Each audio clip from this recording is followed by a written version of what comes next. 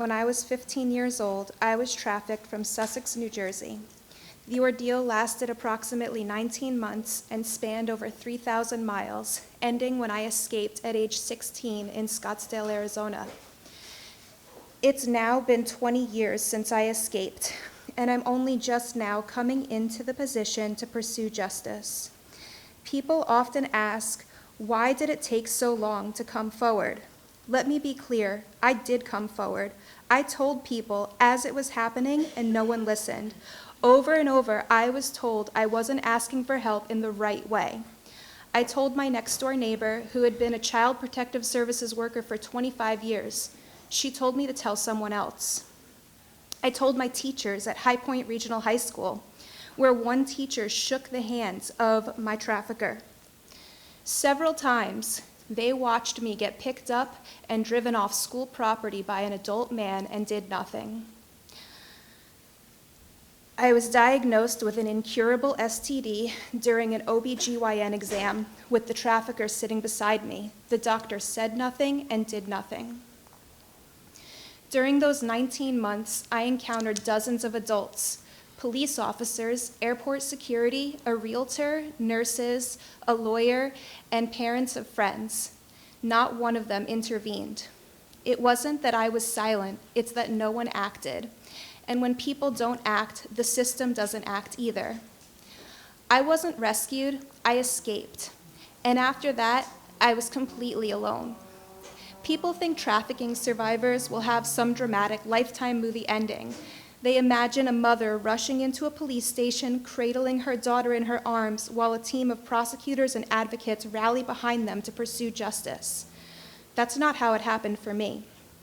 The FBI asked me one question that stuck with me in therapy for years. Why didn't your mother file a police report?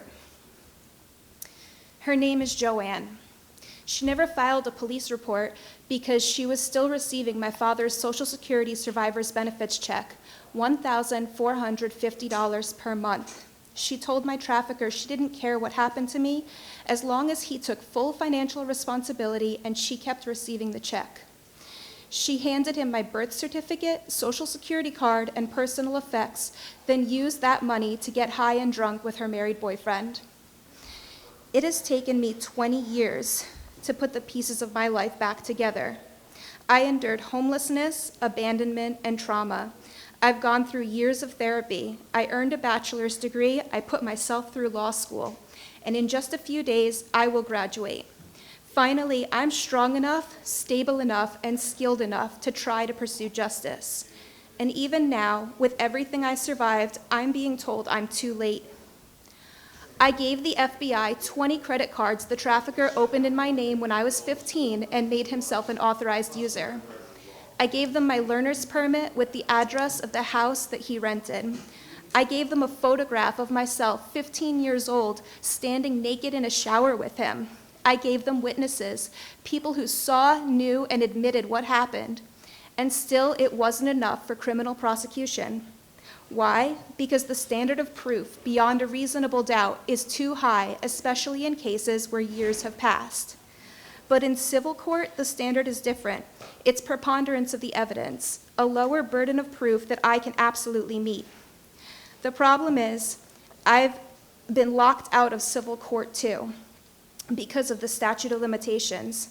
I have all the evidence, I have legal training, I have the support of seasoned lawyers and prosecutors, I have the will, the strength, and the truth. But the clock ran out. Meanwhile, Joanne and the man who trafficked me live in beautiful homes. They have good credit scores, stable incomes, cars, and children. They get to live happy, protected lives. And me, I'm still suffering the consequences of what they did to me. The trafficker still has my Social Security number. I still have the STD he gave me. I'm still carrying the emotional and physical scars. I am one of the oldest students graduating my law school class, and I'm still battling to rebuild the life they shattered. Why should they be safe and comfortable when I fight every day to survive what they did? Why should justice be limited by a deadline? The statute of limitations does not protect children, it protects abusers. This bill is a start. it would extend the statute of limitations for civil remedies to either 10 years after the survivor turns 18 or 2 years from when they reasonably discover the injury. But looking back, 28-year-old me, a stripper with nothing more than a GED my trafficker made me get, had no real shot at justice.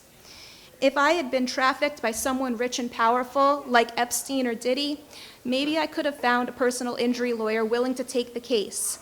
But I wasn't trafficked by a millionaire. I was trafficked by someone poor. And the harsh reality is, lawyers don't take cases where there's no financial incentive.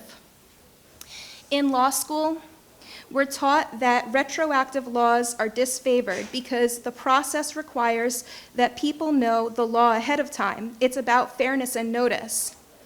It's as if in 2004, anyone didn't know that selling a child to pedophiles would cause lifelong harm. So why am I the one to challenge this long-standing legal principle? I'm not Ivy League educated, I'm not on the Supreme Court, I'm not a member of Congress, but I am right. The statute of limitations must be eliminated for survivors of childhood sex trafficking. It took me 20 years to learn I am worth more than what they sold me for. Please let me and other survivors have our day in court by eliminating the statute of limitations for child sex trafficking. Thank you.